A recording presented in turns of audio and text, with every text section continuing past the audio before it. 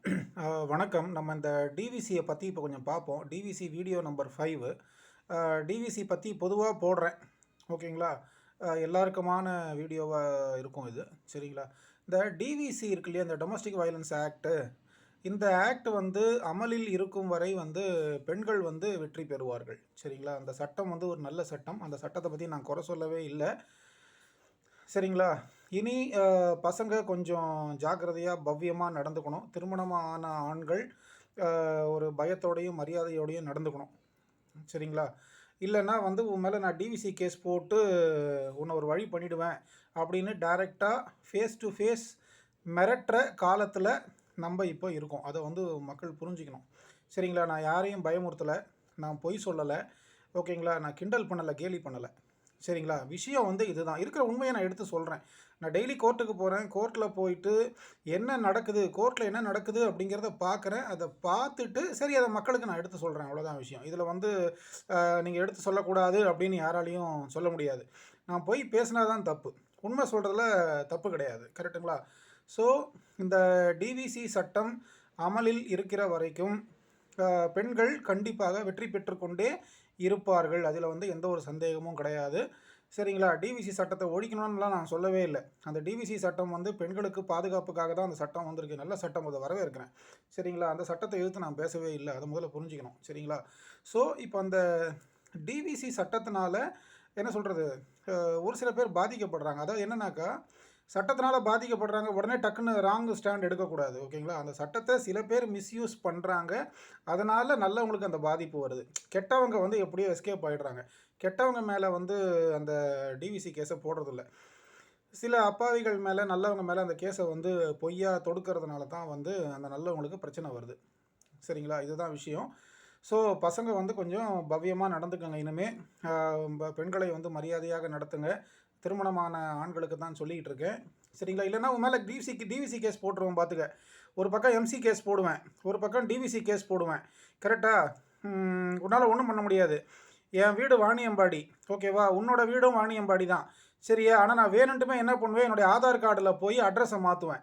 அட்ரஸை மாற்றி என்ன சொல்கிறது, நான் வாணியம்பாடியில் இருக்கிறேன்னா எலிஃபண்ட் கேட் யானை கவுனியில் நான் வாழ்கிறேன் அப்படின்னு சொல்லிட்டு என்னுடைய ஆதார் கார்டில் அட்ரஸை மாற்றுவேன். சரிங்களா? அட்ரஸை மாற்றி கொண்டு வந்து ஃபேமிலி கோர்ட்டில் கேஸை போடுவேன். ஓகேவா? ஒரு ஒரு ஹெச்எம்ஓபி கேஸை போடுவேன், பின்னாடியே எம்சி கேஸை போடுவேன், அப்படியே பின்னாடியே டிவிசி கேஸை போடுவேன். நான் வாணியம்பாடியிலேருந்து கொண்டு வந்து கேஸை இங்கே போடுவேன். ஒவ்வொரு முறையும் நீ லீவு போட்டுட்டு உன்னுடைய சொந்த ஊர்லேருந்து இங்கே வந்து நீ கேஸ் அட்டன் பண்ணுற மாதிரி நான் பண்ணுவேன். உன்னால் என்ன பண்ண முடியுமோ பண்ணு, பார்த்துக்கலாம் அப்படின்னு ஓப்பனாக சேலஞ்சு பண்ணால் காசு இல்லாத ஆண்கள் என்ன பண்ணுவீங்க? காசு இருக்கிறவங்க வந்து கேஸ் நடத்துவாங்க, வக்கீலுக்கு ஃபீஸை கொடுப்பாங்க. சரிங்களா? காசு இருக்கிறவங்க வக்கீலுக்கு ஃபீஸை கொடுத்து கேஸை நடத்துவாங்க. காசு இல்லாதவங்க எங்கே போவீங்க? அட்ஜஸ்ட் பண்ணி தான் போய் ஆகணும். உலகத்தில் நியதி என்னது? காசு இல்லாதவன் பணிஞ்சு போகணும், காசு இல்லாதவன் வணங்கி போகணும், காசு இல்லாதவன் எதையும் கண்டுக்கக்கூடாது. இதுதானங்க உலக நியதி. அப்போ காசு இருக்கிறவங்க சண்டை போட்டுக்கிட்டோம், பிரச்சனை கிடையாது. காசு இல்லாத நாம் எப்படி இருக்கணும்? கமுக்கமாக இருக்கணும். சரிங்களா? இல்லைனா நான் டிவிசி நம்ம மேலே பாயும். ஓகேங்களா?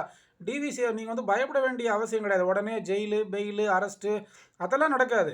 டார்ச்சர், மென்டல் டார்ச்சர், மன அமைதி இதெல்லாம் வந்து போகும். கரெக்டுங்களா? ஏன்னா இப்போ எல்லாம் என்ன பண்ணுறாங்க அப்படின்னா வந்து பொண்ணு வந்து பார்த்திங்கன்னா ஸ்ரீபெரும்புதூரில் இருக்கும். ஓகேங்களா? ஆனால் அந்த பொண்ணு என்ன பண்ணால், அந்த பொண்ணுடைய சொந்தக்காரர் வந்து எங்கே இருப்பார் அப்படின்னா மெட்ராஸ் ஹைகோர்ட் பக்கத்துலேயே இருப்பார். ஓகேங்களா? பொண்ணு ஸ்ரீபெரும்புதூரில் இருக்குது, பையன் வந்து எங்கே பொண்ணு வந்து ஸ்ரீபெரும்புதூரில் இருக்குது. ஓகேங்களா? பொண்ணு அப்போ ஸ்ரீபெரும்புதூர்னால் அந்த ஜூரிஸ்டிக்ஷன் வந்து ஸ்ரீபெரும்புதூர் கோர்ட்டு. அது என்ன பண்ணும் அப்படின்னா வந்து ஸ்ரீபெரும்புதூர்லேருந்து அந்த பையனை வந்து மெட்ராஸ் ஹைகோர்ட்டில் வந்து ஃபேமிலி கோர்ட்டில் வந்து கேஸ் ஃபைல் பண்ணும். ஓகேங்களா? அப்போ அது என்ன பண்ணும், ஆதார் கார்டில் அட்ரஸை மாற்றும். ஏன்னா என் சொந்தக்காரர் வந்து இங்கே இதில் இருக்கிறாரு, யானை கவுனியில் இருக்கிறாரு, எலிஃபண்ட் கேட்டில் இருக்கிறாரு. அதனால் அது என்ன பண்ணும் அப்படின்னா வந்து அங்கேருந்து வந்து அவர் ரெண்டல் அக்ரிமெண்ட்டை போட்டு கொண்டு வந்து ஆதார் கார்டை மாற்றி விட்ரும். ஓகேங்களா? அதோட வீடு எங்கே இருக்குது? ஸ்ரீபெரும்புதூரில் இருக்குது. ஸ்ரீபெரும்புதூரில் இருக்கிற பொண்ணு என்ன பண்ணும், சொந்த வீட்டில் இருக்கும். அதை விட்டுட்டு அவங்க அக்காவோ தங்கச்சியோ வந்து எங்கேயோ யானை கவுனி எலிஃபண்ட் கேட்டில் தங்கியிருப்பாங்க. சரிங்களா?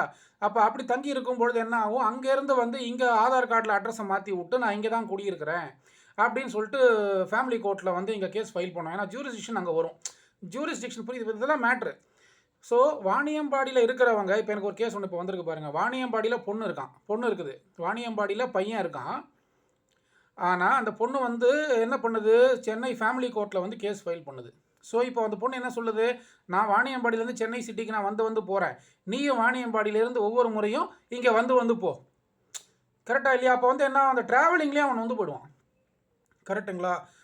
அதாவது தப்பு செய்த ஆண்கள் கண்டிப்பாகவே தண்டிக்கப்படணும், இல்லைன்னு சொல்ல. தப்பு செய்யாத ஆண்கள் தண்டிக்கப்படக்கூடாது.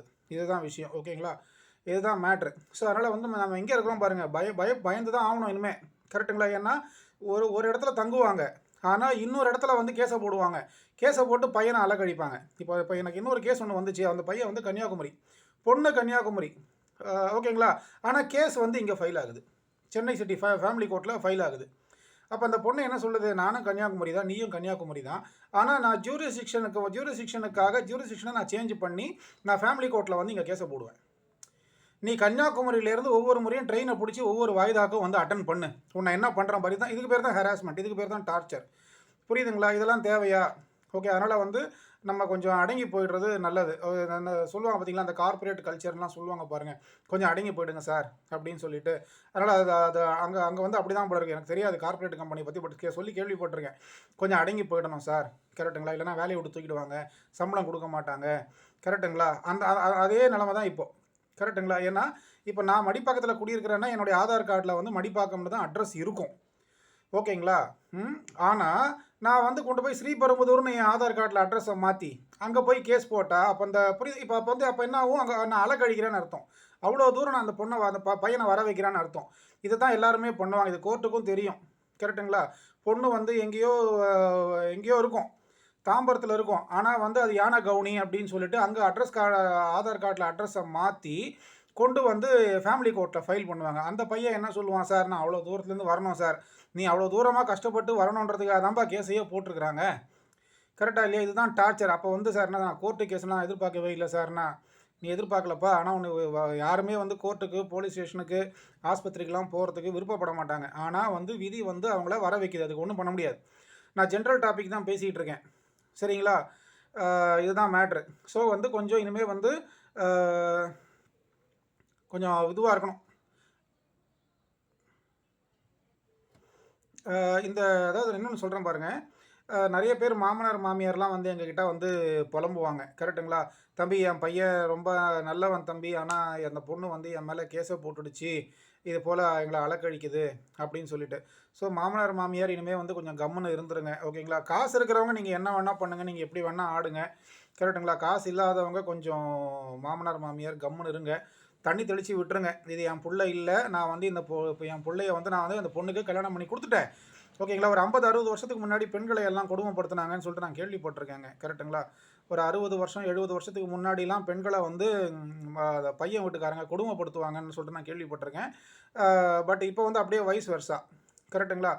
இப்போ வந்து எப்படின்னா என்ன சொல்கிறது, ஐயோ என் பொண்ணை நான் கல்யாணம் பண்ணி கொடுத்துட்டேனே அப்படின்ற மாதிரி, என் பையனை நான் கல்யாணம் பண்ணி கொடுத்துட்டேனே, இனிமேல் எனக்கும் உனக்கும் எந்த ஒரு ஸ்நான பிராப்தியும் இல்லை அப்படின்னு சொல்லிட்டு நம்ம என்ன பண்ணுறோம்னா அப்படியே ஒதுங்கிடணும். அதுதான் வந்து நல்லவர்களுக்கு அழகு, கரெக்டுங்களா?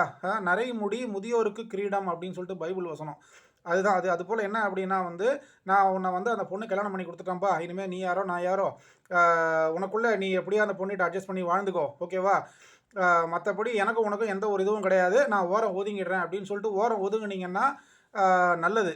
இல்லைனா என்ன பண்ணுவாங்க அப்படின்னா, மாமனார் மாமியாரெல்லாம் அக்யூஸ்டாக சேர்த்து, ரெஸ்பாண்டண்ட்டாக சேர்த்து கோர்ட்டுக்கு வர வைப்பாங்க.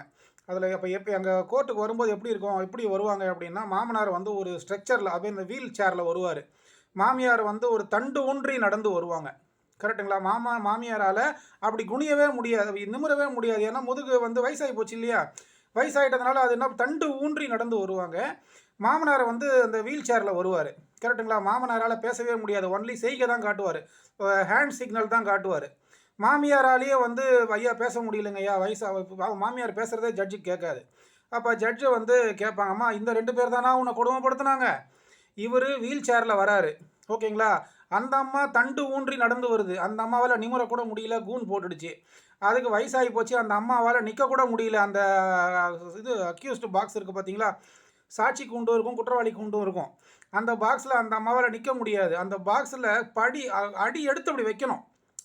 அந்த ஜட்ஜு பக்கத்துலேயே ஒரு விட்னஸ் பாக்ஸ் இருக்கும், அந்த பக்கம் வந்து ஜட்ஜுக்கு எதிர்க்க வந்து அந்த குற்றம் சாட்டப்பட்ட நபர் அங்கே நிற்பாங்க. அது மேலே காலை எடுத்து கூட வைக்க முடியாது அந்த மாமியாரால். ஓகேங்களா? அந்த மாமியாரால் ஏறக்கூட அதில் முடியல. அவங்களுக்கு உடம்பே முடியல. ஏம்மா இவங்களா வந்து உன்னை கொடுமைப்படுத்துனாங்க அப்படின்னு சொல்லிட்டு ஜட்ஜு கேட்பாரு. ஆமாம் அப்படின்னு அந்த அம்மா வந்து சூப்பராக சொல்லும். இந்த இன்னொன்று வந்து பார்த்தீங்கன்னா, அந்த மாமனார் வந்து ஏம்மா அவரால் எழுந்துக்கவே முடியலையேம்மா அந்த வீல் சேரை விட்டு, அவராம்மா உன்னை கொடுமைப்படுத்தினாரு. ஆமாங்க அப்படின்னு சொல்லும். இதெல்லாம் நான் வந்து கோர்ட்டில் வந்து நான் டெய்லி பார்க்குறது. சரிங்களா? நான் யாரையும் புண்படுத்தலை, காயப்படுத்தலை, யாரையும் கிண்டல் கேலிலாம் பண்ணி பேசலை, பார்க்குறது தான் சொல்லிகிட்டு இருக்கேன்.